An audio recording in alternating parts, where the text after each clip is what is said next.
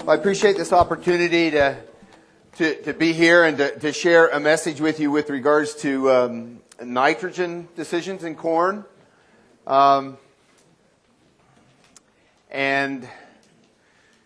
it's a title that I think has not changed a whole lot since I was a graduate student 35 years ago. There was a lot of things being done there to try to help develop some tools. I use this word tool meaning a decision aid to help us decide how much nitrogen do I apply to my crop this year. And there's been quite a journey that we have gone through over the last 40, 50 years relative to these tools. And we're not to our destination yet, I don't think.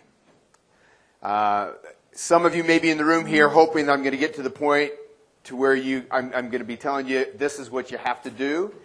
And there will be a leaning that way, but I think I would like everyone to leave the session here today with a sense that there's learning to be accomplished here by all of us. Researchers, agronomists, producers, there's some things to be learned here.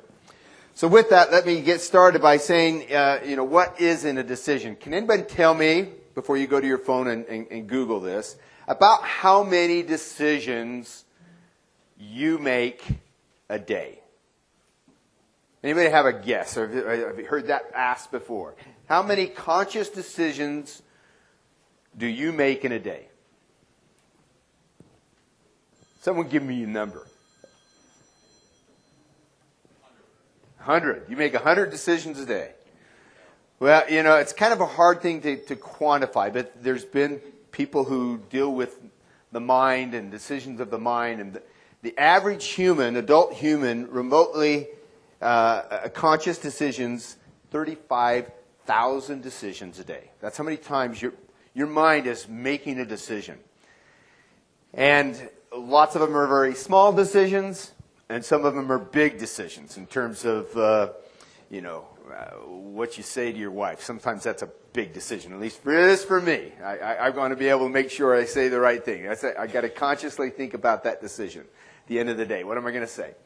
Well, when it comes to out on the farm and the decisions we make on the farm, interestingly enough, there's been surveys been done that suggest that decision of nitrogen fertilizer management is perceived as being one of the most challenging decisions that farmers make, and a difficult one, and it's because we keep ratcheting up the expectation of what's the right decision. And that ratcheting up comes by virtue of a couple things. It's an economic decision, a huge economic decision, and it's also being ratcheted up in terms of an environmental decision.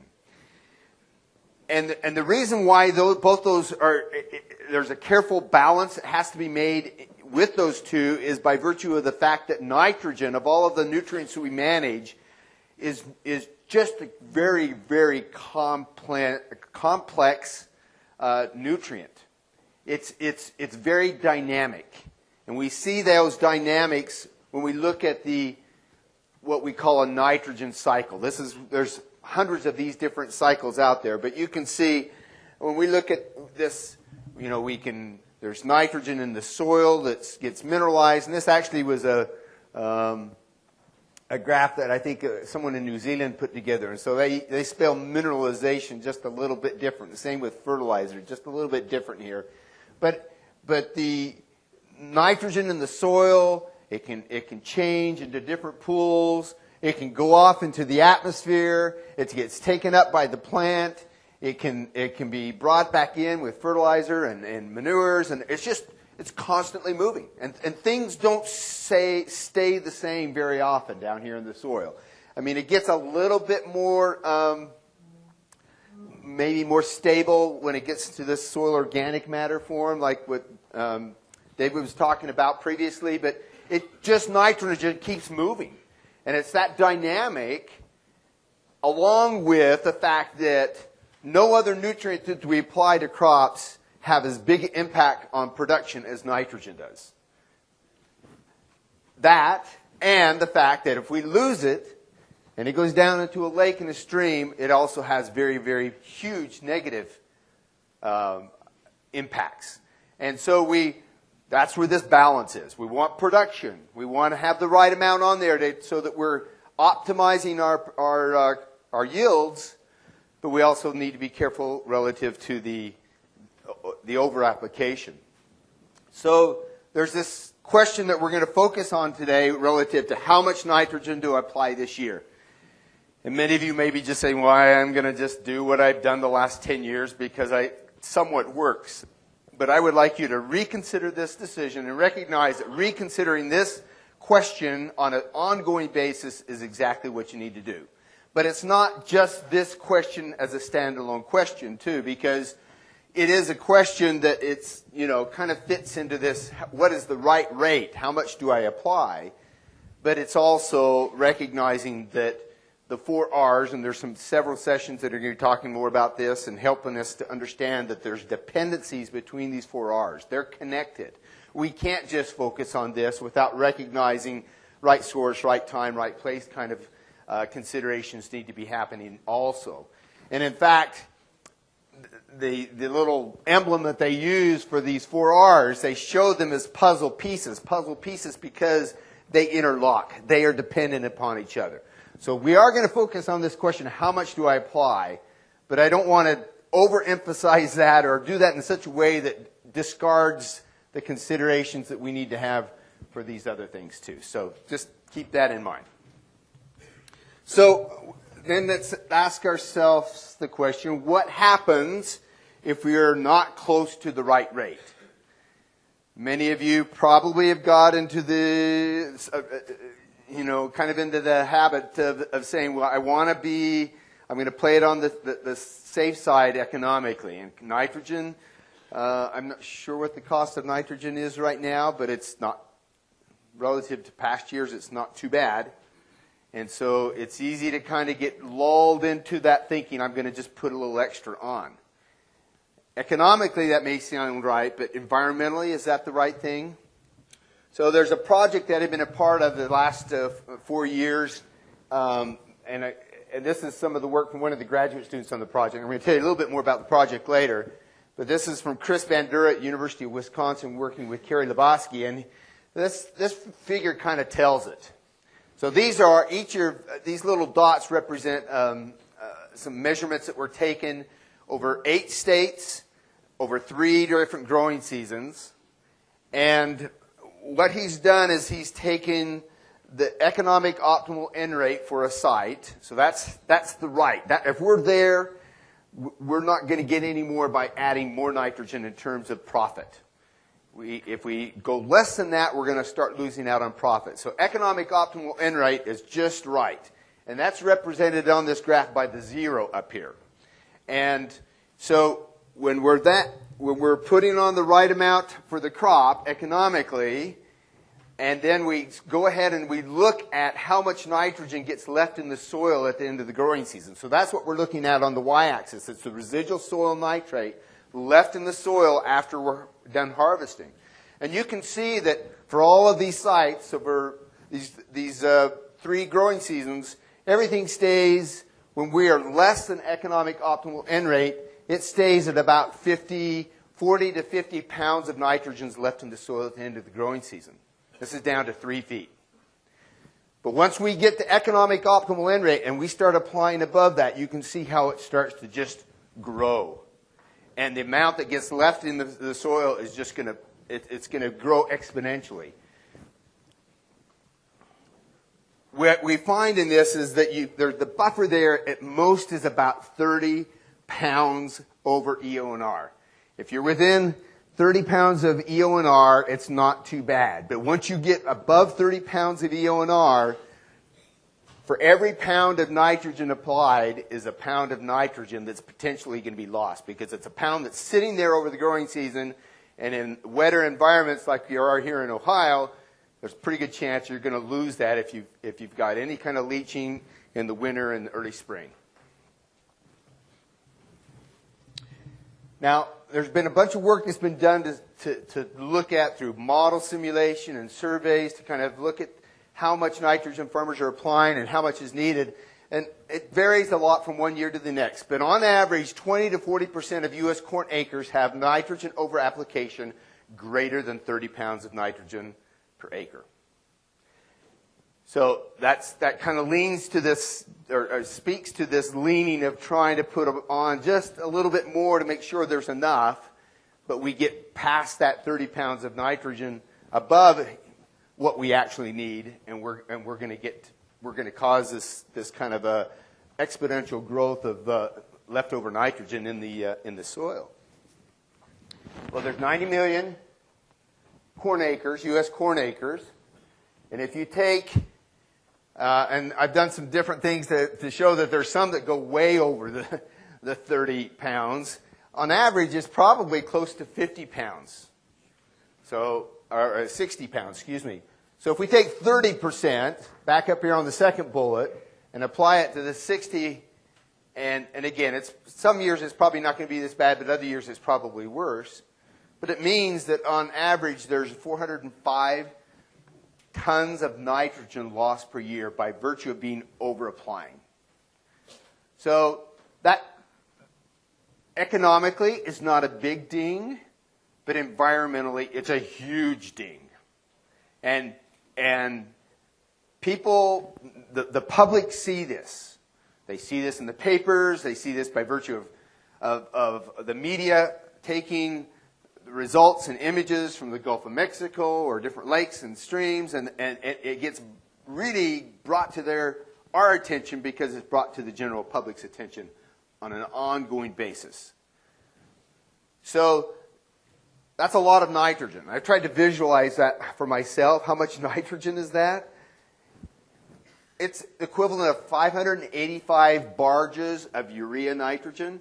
So in this image here, and I intentionally went with this image by virtue of the fact that we're seeing a river. There's 11 barges in this image. So there's 585 barges total nitrogen that is lost by virtue of over-applying. And most of that is going to be lost in rivers and streams and lakes. It's not a little bit goes out into the atmosphere, but it's pretty minor compared to how much we lose in the water resources. So it's a lot of our nitrogen. A lot of nitrogen gets lost that way. And that has impact, downstream impact, to the extent that we have to consider this concern of the environment as a part of nitrogen management. It's not just an economic decision. It's got to be an environmental decision too. So with that, we go back to the nitrogen cycle image, and we think about how we've tried to come to that decision of how much nitrogen to apply. And over the last 40, 50 years, there's been a bunch of different methods that have been employed to try to make that decision. One of them has been through soil testing. This is the pre-plant soil nitrate test and the side dress soil nitrate test. And those have been around for probably 2 to 3 decades. Not necessarily used very much, in part because it's kind of a pain to go out and sample with the intensity you need to be able to represent what's actually out there. For my own benefit, if you're doing any kind of soil nitrate testing on your farm right now, for those of you who farm, would you raise your hand? Okay, so 1, 2, 3, 4. Okay, about 8 people in the room. So there is some people that are still using this as a method. Another method is a kind of an empirical approach to kind of figuring out how much you need. This is the little symbol of the corn nitrogen rate calculator. It's the maximum return to nitrogen, or the MRTN. You can go online. You can put in where you're at, what soils you're on. And essentially it's a whole bunch of nitrogen response plot work that gets put into a database, and you're tapping into that database to come up with, based upon the price of fertilizer and what you anticipate your corn is going to be, you can come up with a nitrogen rate. So it's kind of an empirical data-based approach. There's more recently a lot of work that's been, or a lot that's been done, mostly through commercial services, crop growth models. So there's the Encirca nitrogen management service that's now under the name of the Granular because of that acquisition that took place last summer. There's one public available crop growth model. It's called Maize-N. It's out of Nebraska. There's the Climate and Nitrogen Advisor. There's the Adapt-N. Okay, for my benefit here, those of you who've used one of these approaches for nitrogen management within the last 2 or 3 or 4 years, would you raise your hand? Okay, so that's probably something that looks like about 20, 25 people raise their hands. So that's another option that's out there. I may come back to some of you, just raise your hand and ask you towards we get towards the end how you feel it's working, because I love the kind of feedback where people are using some of these different tools. There's also approaches that have been developed that use reflectance information off of the crop, and so there's Canopy reflectance sensors. There's actually one that was just announced last week between the University of Minnesota and Encirca. It's a joint venture that they're going to be using UAVs or drones to look at stress, nitrogen stress in the lower leaves of the plant. So this is just pretty recently just come online, and this year is just kind of a test year, and they look to go to market next year. I think it's mainly in the Minnesota area, but my guess is they're going to try to expand that. So the options for doing these things are just kind of keep coming at us. And so what I hear is, well, which one works best? And so it's a question I have for myself, and as I interact with people who make those decisions as a part of their enterprise, they want to know what's the best tool that I should be using. And I've got a couple of slides here that kind of illustrate the importance of how these tools may work and sometimes they don't work. Again, it goes back to that dynamic story of nitrogen. This is the MRTN. It's one of the tools that's available and advocated for much of the Corn Belt region. I'm from Missouri. It's not included in Missouri. Again, for my benefit, raise your hand if this is a way that you go about doing nitrogen rate decisions. Show me by raise a hand. Actually, 2 or 3. So there's less than the soil nitrate tests. So you're going to be hearing from Emerson Nofsinger later. I don't know if he's in the room now or not. But he shared a couple of slides with me. And in this first slide, it's 35 on-farm trials of how much nitrogen to apply. The green dots up there represent the recommendation of MRTN. And one of the things you'll notice about it almost immediately is there's very little variability between the recommendation from one farm to another farm. It's really pretty close. They're right in the 150 to 180 pounds of nitrogen per acre. It's very, very fixed. And it's because it's an average over a lot of sites over multiple years. So it kind of makes sense that it's not going to have a lot of variation with it by virtue of how this is derived. Well, the yellow dots on this represent for that farm and this year how much nitrogen was needed. So it's the economic optimal N rate. For all those little spaghetti, all of those lines represent a different farm. So you can see there's a whole bunch that go to the left of the green dots and a whole bunch that go to the right. Some that are under-applying relative to the MRTN, it's much less, and some that needed much more than with MRTN. On average, if you take all of those yellow dots and you average them all together, guess what? You'd be pretty close right to that green line of dots. So I like shooting. I don't know about the rest of you. I like taking my gun out, and if I'm hitting around the bullseye, but on average, if I took all of those shots and averaged them together, they would be accurate, but they're not very precise. Any given shot's not very precise, but averaged over all of the shots, it's pretty accurate. And that's kind of what we get for this kind of year. Now, if you look at the next year, again, another bunch of farms, not even the same farms, I don't believe. Here's the MRTN, the green dots there. And you can see that on most of the farms of that field in 2016, MRTN over-recommended what was needed. There's more of those yellow dots to the left of the green dots. And so, in this case, if you were to average all of those yellow dots, it would be not necessarily be accurate, and it would not be very precise. On average, this is a great tool, but for any given year, you could be off. If it's an average year, you might be pretty close to being right on.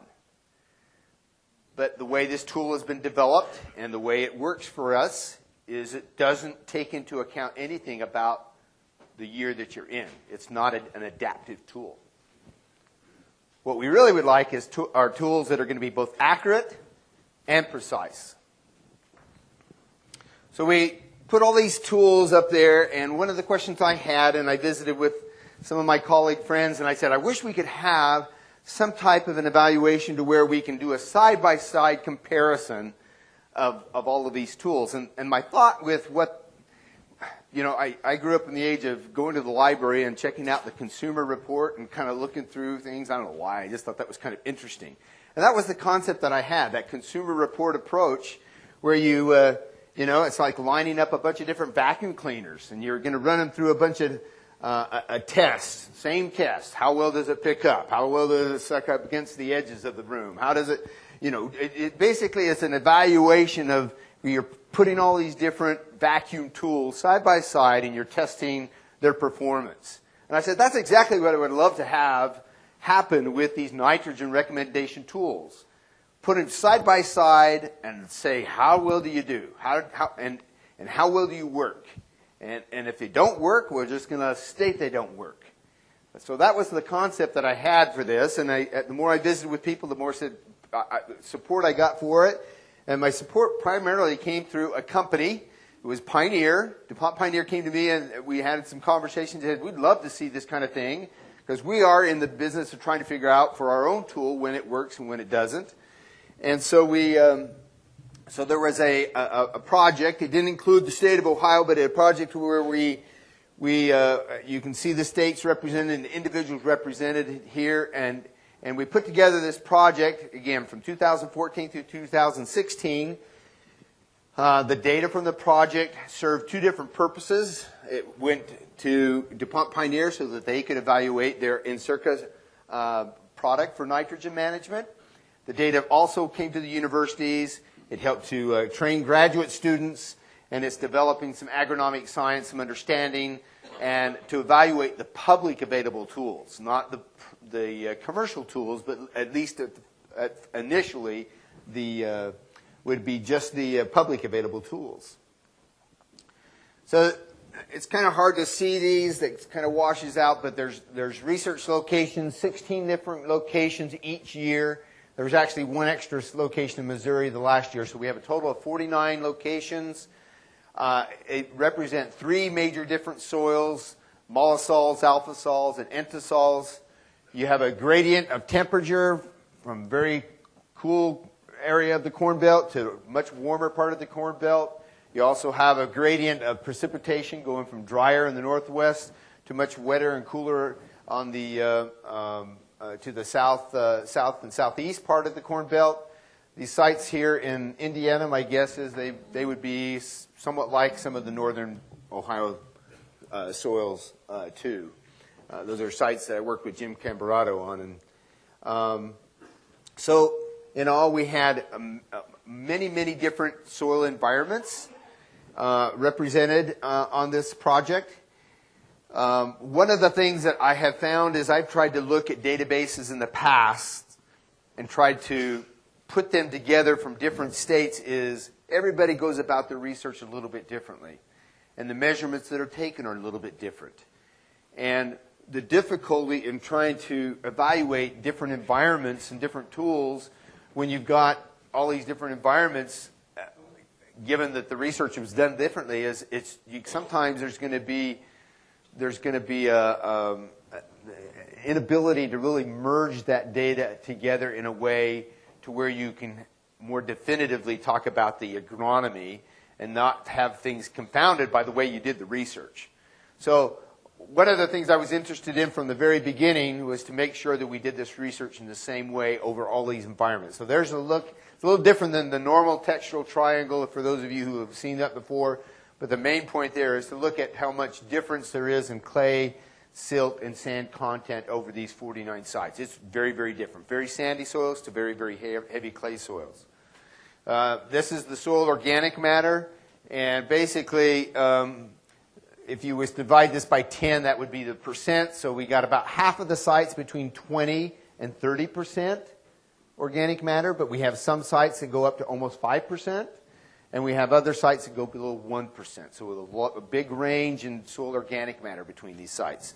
And likewise, a big range in variation in total nitrogen. So I show this just to show you, we push the limits with regards to coming up with a lot of diversity in the sites that we have that go into this. And then this is the point that I was just speaking about, and that is we wanted to go about this in a way to where the methods, the measurements, everything that came in were being done in the same way. So we developed a protocol or a recipe of how we did the research, and we asked everybody to do this way. We even developed some YouTube videos relative to some of the instrumentation and said, it was kind of project level YouTube videos to say, make sure you do this sensor this way. Make sure you install this sensor this way. Because visually seeing how that's being done really kind of helps you make sure that you got people all over the Midwest doing this. You want it to take away that human difference of how things are done. And so we tried to really work hard at getting a common standardized design, common measurements, and so that this database was rich with agronomy and not faulted by how you went about doing the research. And for some of you in the room, maybe you don't care about that. But from my standpoint, if I stand up here and say something about these tools, I want to have confidence that it was done in a way that it doesn't have bias by virtue of human way of doing things. So what was the correct nitrogen rate? There's two ways that these tools are currently being evaluated. One is, and I'll show you some examples of this at the end of the presentation. That is to take the tool that you are considering and you compare it to kind of the status quo, the current practice, the current farmer practice, and you do strip trials. And then with yield mapping, you compare the yields between those strips and you say it did equal or it did better or it did worse than the standard practice. So it's kind of the approach that when you go in to get your eye exams and they flip the little lenses in front of you and you say, is A better than B? You know, you're looking, is A or B? A or B? And it's just is it better than what was there? That's kind of the approach. And that's good to an extent. You're limited because that kind of approach doesn't tell you whether or not you were at the economic optimal end rate. Both could be off. The only way you can do that is to also have economic optimal end rate determination. And the studies that do that are much more involved, and it requires a whole bunch of different rates. And how you do that then is, and this is just an example from one of our sites, and it's pretty straightforward, but you have the nitrogen rate here, and this is in kilograms per hectare, but it's pretty close to the same as pounds per acre. And then you have the yield response. And over on this axis, you see it in the bushels per acre. So this is a site that we had on the order of about 250 bushels per acre.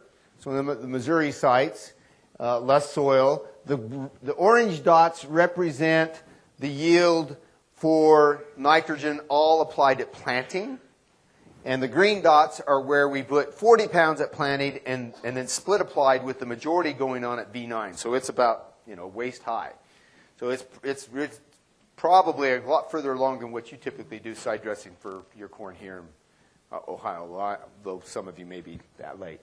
But you can see we got about 255 bushels per acre when we did it at planting, but the economic optimal N rate was 213 pounds of N per acre.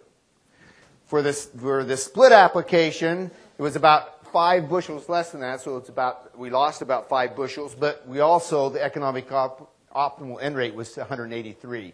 So it's about 30 pounds less nitrogen was needed even for that. And so the process is we come in here at the end of the growing season and we're going to fit some models. We're going to fit the math to this to say what is the economic optimal N rate. That's the gold standard.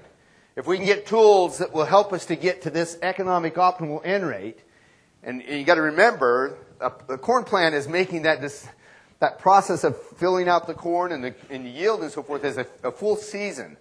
And a lot of these tools are working really on the front end, or the first third, or even before that of the growing season. And so you're trying to get a tool to help you to figure out how much nitrogen you need when the corn plant is defining that response to that nitrogen over the whole growing season. So it's a pretty tall order.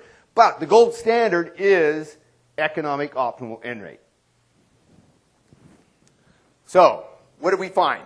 First off, the first take-home message is there is so much variability in that.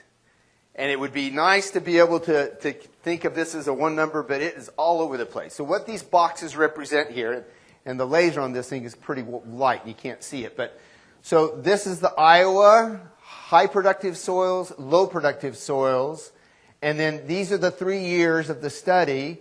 And so there's the 6 sites from Iowa. So those boxes represent the economic optimal N rate for that site for that year. So you can see on the high productive soils, it ranged between about 100 and 150. For the low productive soils, it was a little higher than that for the Iowa site. The big thing I want you to see, though, is that there are sites in this study where you didn't need any nitrogen at all. If you put 200 pounds of nitrogen out there, you had 170 pounds of nitrogen that was going to be in the soil at the end of the growing season, and it was going to be lost. There are other sites of this study that are up at 280 pounds of nitrogen. We needed 280 pounds of nitrogen to get to economic optimal N rate. So we've kind of known this, and we understood this, and there's other studies that have shown this, but over the whole Corn Belt region, to have a tool that gives us that flexibility or that ability to kind of get that full range, again, a tall order, but that's what we need. If we go to the side dress, this being just the at planting, now we're looking at the split application. EONR is a little bit different in that the range still goes from 0 up to 280, but I don't know if you can see this, but you can see how they kind of collapse to the middle.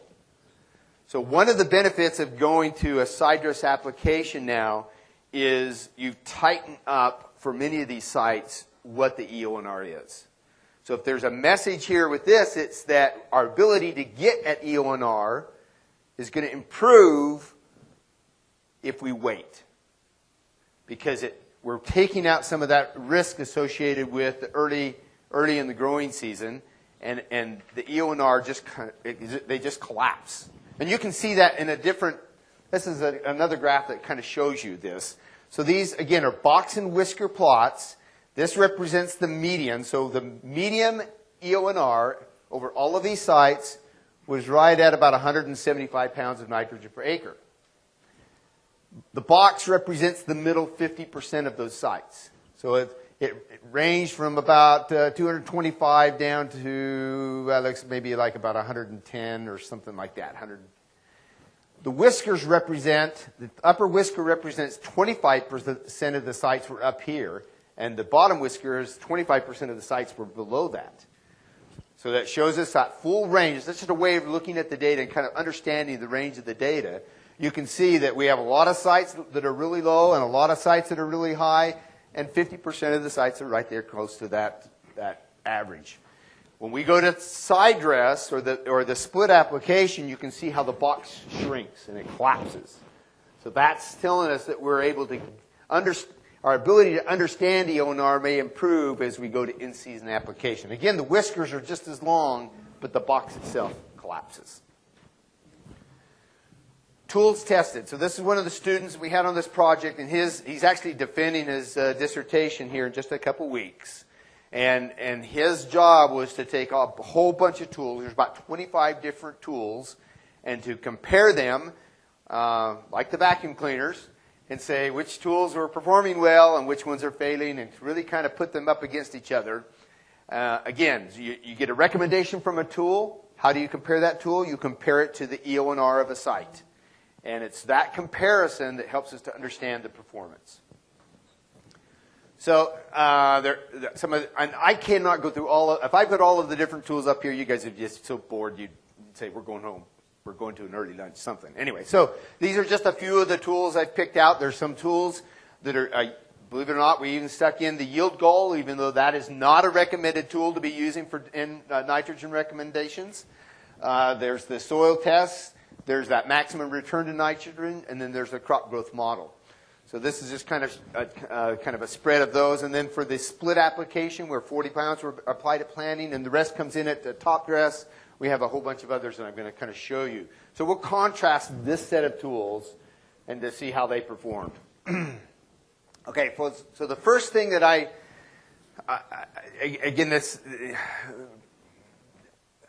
want to make sure there's a relationship there between the recommendation and the tool. When I say a relationship, as one goes up, the other one ought to go up. If the recommendation is higher, EONR should be higher. And this is an example of where there is no relationship there. This is the maximum return to nitrogen tool.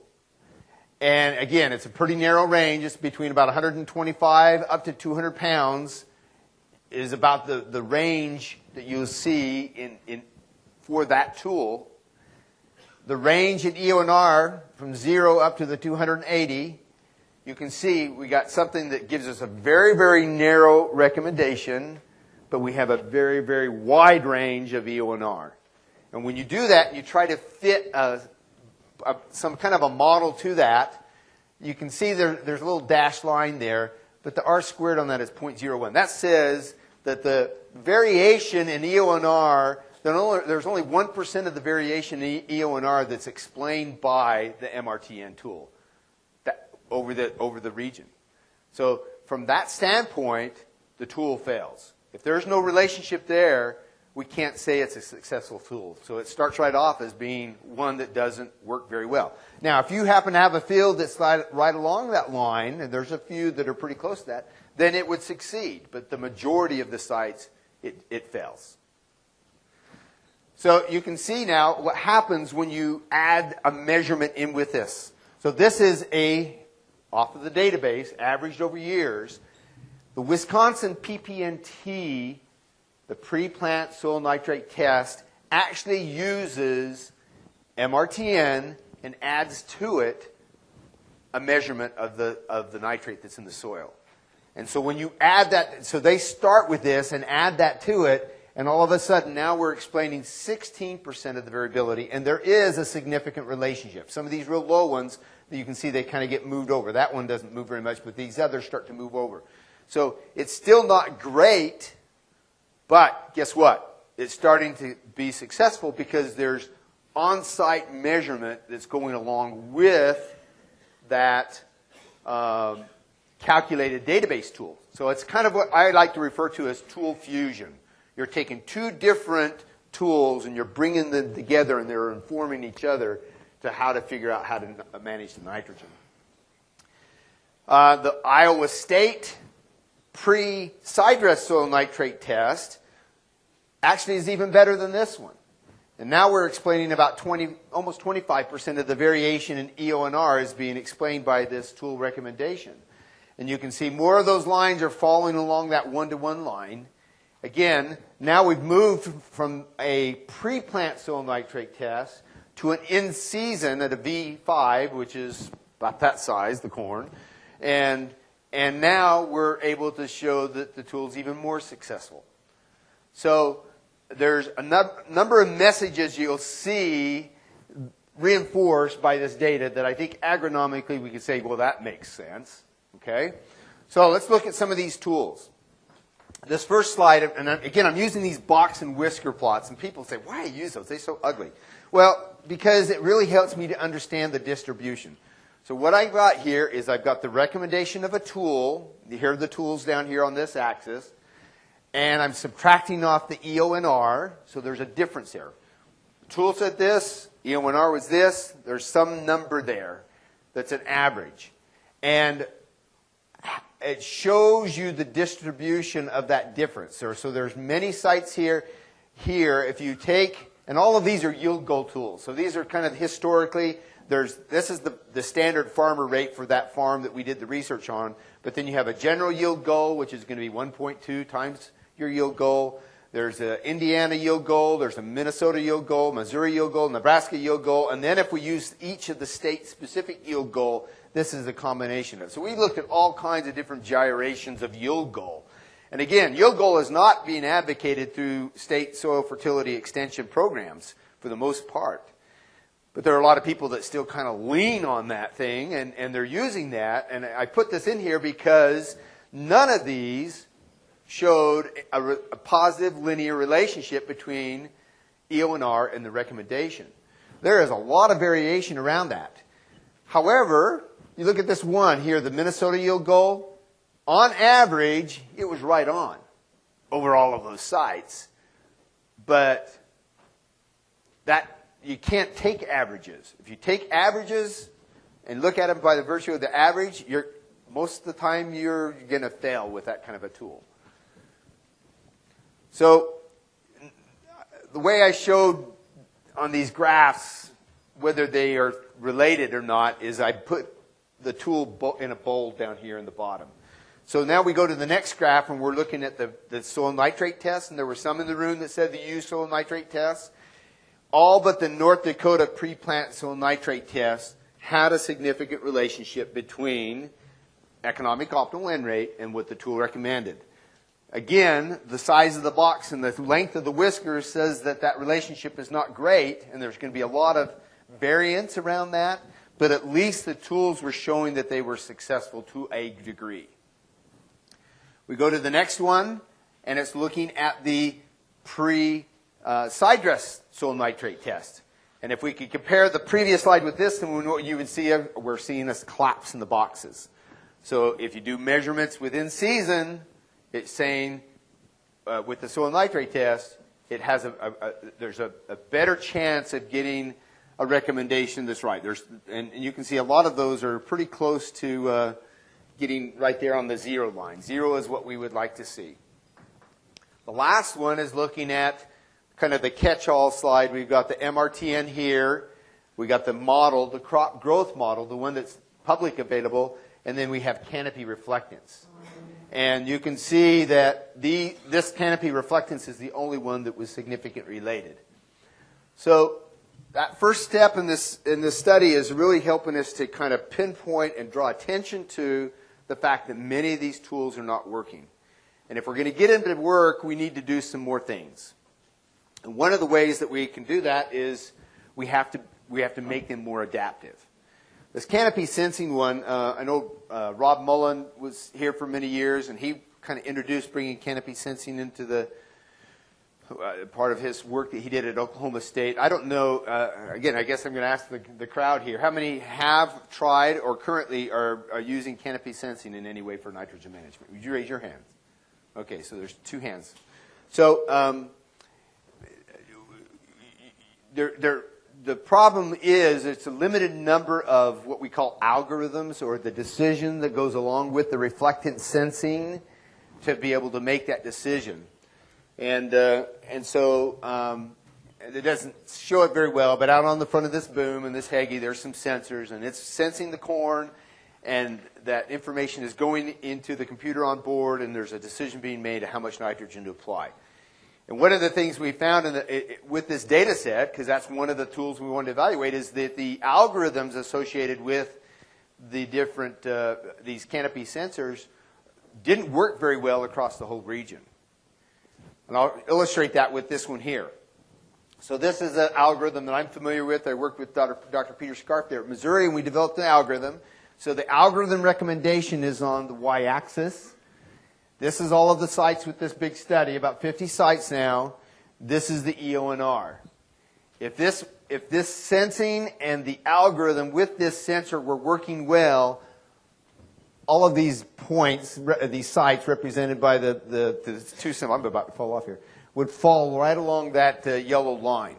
Okay? You would see them match up. But you can see it's pretty flat. 29% of the sites fell within 30 pounds of nitrogen per acre when we use this algorithm. That's not very good. And so the graduate student on this said, you know, there's got to be something we can do to kind of help use soil and weather information to do something with these algorithms and make them more dynamic, make them more like what the nitrogen cycle really is. So what he did is he said, you know, when we're doing the sensing up here at this stage, we've already gone through 6-7 weeks of the growing cycle, or the growth of the growing season, and there's a lot of things happening by virtue of the weather during that first season. So let's take, you know, that we have all kinds of powerful weather gathering systems available to us. Let's take weather information. Let's take soil information, site-specific soil information. Let's see if there's something about those two and the interaction of those two, and modifying that algorithm to make it a smarter algorithm. And that's what he did, and I'll show you what it looks like by doing that. So this is the graph we were just looking at before. The performance is not too good. It's only 29% of the sites are within 30 pounds of nitrogen per acre, and you see how flat it is if we bring in weather. Now, the weather information that he's bringing it into it is not amount of precipitation, it's the evenness of that precipitation. There's a metric that's used, it's called the Shannon Diversity Index, and it just measures how even the precipitation you get during the early part of the growing season, how even is that. You may get 8 inches, but if you get it in 2 events, then that's a very low index. But if you get 8 inches and it's spread out over 8 different rainfall events, that has a very high evenness. So the evenness of the rainfall helps, and he adjusted that algorithm with that, and now 43% of the sites are within 30 pounds of nitrogen per acre. If he adds weather and what we call Encirca soil is the USDA soil maps. So if we just took what's in the soil maps and we took that evenness of the weather rainfall, it helps it, and you can see how that line is twisting now, and it's getting aligned with that one-to-one line more and more by using this other type of information. So this is our original algorithm. This is a weather-adjusted algorithm. This is a weather plus Encirca soil adjusted algorithm. And then if we actually use measured soil properties for the field in question, we can get up to about 50% of the sites are within 30 pounds. So it's an illustration of something I'd really like you to kind of think about, because it demonstrates that it needs to be site-specific and it needs to be adaptive to the weather. And the tools that do that are going to get us closer to nitrogen rates that are like economic optimal nitrogen rates. So a few more slides here. The nitrogen cycle. Again, we talked about that. This is just a little different representation. It's that same thing. I can't speak too much for all of these different services that are coming out. Again, when I asked hands being raised, I think the majority that did raise their hands said they were trying this out. I don't know if it's Adaptin or Encirca or which one it is, but they all kind of rely upon the same approach. They're using crop growth models and information from the weather and the soil and management factors, and they're using that to try to represent what's happening out there in the field. It's the most reactive and adaptive approach I think we do have available to us. The Maize-N model did not work, but it was developed in Nebraska and not really tested over a lot of different environments. And so in the tool comparison that I showed, it showed that it failed. Well, are these working? So I have a few slides that have been shared with me from Pioneer and Encirca. You know, this is the model. It's called the Cronus Crop Model. Again, it's these different aspects of what's happening out there in the field that need to be represented in the math. You have management considerations that go into and a decision zone. That's the phrase they're using, which is kind of representing the soil itself. The ERU, that's the Environmental Response Unit. I'll talk briefly about that. So there has to be good representation of that. Then there's the weather itself. You take all those two into consideration, it comes up with a target nitrogen, and then the model sits there and cranks it out. And it cranks it out on a daily basis. And it comes back and it comes up with a recommendation based upon when you're going to apply it and what source you're going to use. And it comes up with that end rate determination. Again, relative to the previous slide, I think all the crop growth model approaches are taking a very similar approach. This same graph kind of represents all of those. I do think the future is going to be that this is going to help us a lot. I'm not trying to endorse one or the other over the other, but I think it's going to be the tool that's going to help us to bring in the adaptation that we have to have. One of the things I do know about the Pioneer granular approach is the representation of the soil is a little bit different.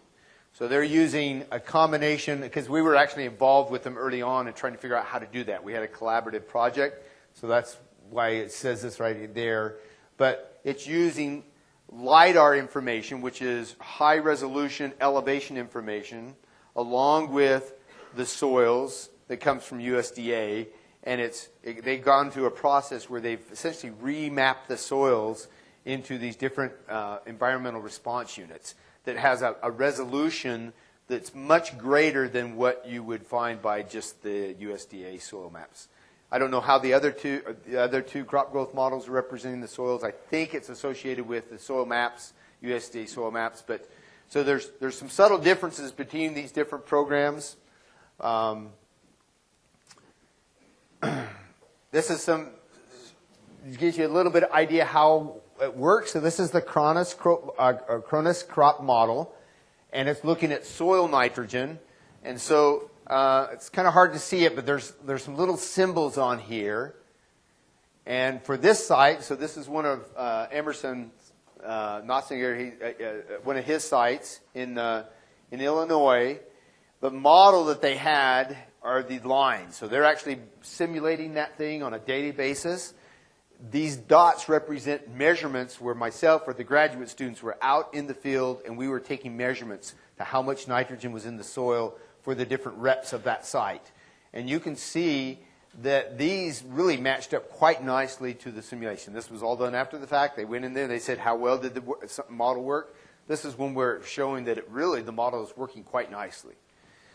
However, there are other sites where it doesn't work quite nicely. I mean, there's some variance that's happening here. Again, the lines are the model. The dots are where we went out there and we took actual measurements. And you can see where there's some deviation there, where the model was actually underrepresenting how much soil was actually out there in the field. So the value of these kind of databases and this kind of approach is you can then ask yourself why. Why at this site did it not work quite so well and the other site that it did? And you can start to say, there's some parameters that we use for soil representing this site here. This actually this is a Nebraska site. And why is it that we were off at this Nebraska site? And so this kind of an approach becomes an approach that allows us to learn and grow from and improve the model in a way to get these models working better. And I think all three companies, or at least there's more than three, but all the companies that have these crop growth model approaches are constantly getting feedback and saying, why did it fail? And there's got to be a reason for it. Agronomically, let's get that built into the model. So that's the value of these models. There's A group that's doing evaluation of tools too is this Nutrient Star group, and Jim Shepard's this individual who's on the board and the expert group that's helping to evaluate these tools. He shared with me a few slides here. So this is going back to looking at more the strip trial approach. So here we have, this is the farmer's rate or the farmer's practice next to an Encirca strip. And we can see that this was done over a lot of different locations in the Midwest. This is actually from 2015. And so, again, you can't, both may have been wrong in this scenario, but at least you can say which one's performing the best. And if this kind of a approach is better than this kind of approach, you should be able to, averaged over all of these different sites, be able to see that. So this kind of, it's a little easier to implement logistically, this kind of a thing. And so here's some of the results on this. You can see that in 2015, there were 74% wins over the farmer practice. In 2016, 60% win. So on average, over the 2 years, a 6 bushel per acre with 8 pounds of nitrogen less, so $22 per acre. So relative to the farmer practice that's currently going on, a little bit of a win there. Good mineralization with high-end loss in 15 contrasted with good mineralization and low-end loss that second year. So you got to get it to work in the different scenarios that you're going to have with different growing seasons. This is actually a similar kind of thing, a slide. Jim shared it with me, and I think he probably got it from Harold Van Ness, who's been instrumental in developing this model. But there's approximately, and kind of the benchmark is where is it you get a 5 bushel per acre change. And there's about 50 to 60% of the sites that you actually had a partial profit increase using Adapt-In. Each of these lines represent a site over the farmer practice. The thing that's interesting to note there is the magnitude of the benefit is far greater than the sites where you actually lost by going with the Adapt-In approach. So I share these slides with you because they're shared with me because I don't have access to these kind of results. So they're coming primarily through the company, so I have to kind of put that out there. This is not my data, but I do feel as though conceptually these modeling approaches to doing nitrogen management make a whole lot of agronomic sense to me. And I think they're helping us move in the right direction of being adaptive in our nitrogen management so that we can deal with those differences that we see in the interactions between weather and soil. Okay, so my final kind of slide here, what tools should I use? Many of the current public available tools are built upon averages. And because they're built upon averages, if you happen to have a soil that just performs about the same year after year after year, you're probably okay. But if there's much variation in productivity from year to year, it's probably not going to be okay. For soils where when EONR is very low or EONR is very high, these tools especially don't work well. So it's just the nature of these tools. They're pokes and they're probes and they're senses at one given point in time, and you're only going to get so much information out of that can't represent the full growing season. Tools that use some type of actual measurement, whether that be canopy sensing or soil nitrate sensing, have shown that they are better performing tools than those that don't. Fields that historically show a lot of variation in greenness. And if you've got a UAV and you're going up and looking at your fields, you'll see that on wet years. Some of you maybe even have some aerial images that you've had taken of your fields. At least you can go to Google Earth and look historically at some of the images on those wet years. And if you see variation within the field, and you probably see it in your yield maps too, but if you see that, these are candidate fields for site-specific management of nitrogen. And you got to recognize that soil resource, as it varies in the field, so is the nitrogen demand, so should be your approach in terms of how you address that nitrogen. And it should vary within the field. Tool development and validation are needed that are adaptive, and this is the point that I've made over and over again. So those approaches that use modeling or crop canopy reflectance sensing, along with some in-season soil and weather information, those are the ones that are going to probably perform the best. I will say that on-farm strip trials are a great way to kind of get your mind thinking in terms of where you're at and what should you go up or should you go down. So you do a plus 30 or minus 30 strips adjacent to what you currently have been doing, and you look with your yield maps and you do have someone help you analyze that data and see what kind of impact it had if you cut back on 30 pounds or you added 30 pounds. If you're within 5 bushels per acre on the plus or minus 30, that means you're probably pretty close to EONR. And you probably should, over years you should do this, but then you're all okay by sticking with that approach. If you don't see a yield increase with plus 30 and you don't see a yield decrease with minus 30, that means you're probably over applying. And you probably ought to think about cutting back. If you see an increase with the plus 30, then you're probably under applying, and that's another failure. You probably should be at ratcheting up. So there's kind of intelligent, smart ways of kind of evaluating these things on your farm, and it's good to kind of employ those tools. Make yourself a smart agronomist by kind of asking those questions that you're going to get off of answers from the strip trials. And then certainly, I go along with what was said by Dr. Montgomery. And there's a lot of things relative to soil health and the biology in the soils.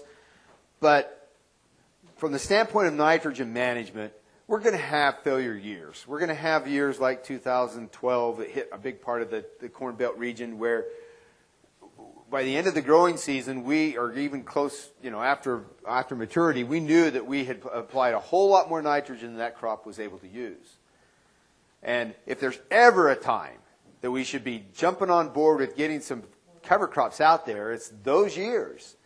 And keeping that nitrogen, I mean, there was 100 to 150 to 200 pounds of nitrogen in the fields after 2012 and left in the soil. Well, that's the time you say, hey, I'm going to let this cover crop help keep that there and keep it from going off into the waterways.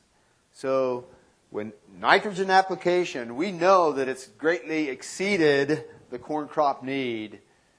Turn on that light with regards to get some cover crops on here. And this is, just some cereal right here after corn, and that's a great one for that particular scenario. I thank you for your attention. This is one picture of the group of individuals that were on this project that I've leaned on pretty heavily for my presentation. And